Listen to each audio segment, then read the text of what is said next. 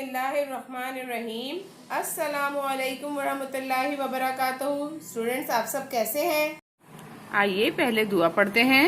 रब्बी जिदनी इल्मा, ऐ मेरे रब मेरे इल्म में इजाफा फरमा। ये कौन सा हर्फ है? लाम। कौन सा हर्फ है? लाम। लाम की आवाज ल। लाम की आवाज ल। लाम ल लट्टू। लाम ल लट्टू। लाम ल लकड़ी। लाम ल लकड़ी। लाम ल लड़की। लाम ल लड़की। लाम ल लीमू। लाम ल लीमू। आप भी पढ़िए मेरे साथ।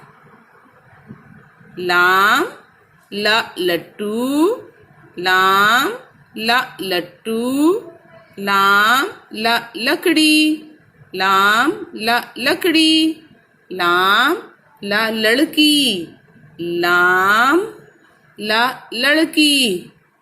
लाम ल लीमू।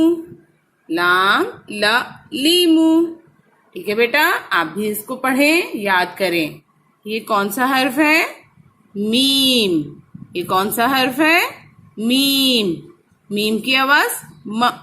मीम की आवाज म। मीम म मोमबत्ती। मीम म मोमबत्ती। मीम म मेंढक। मीम म मेंढक। मीम म माँ। मीम म माँ। मीम म मटर। मीम म मटर। आप भी पढ़िए। मीम म मोमबत्ती। मीम म मोमबत्ती। मीम म मेंढक।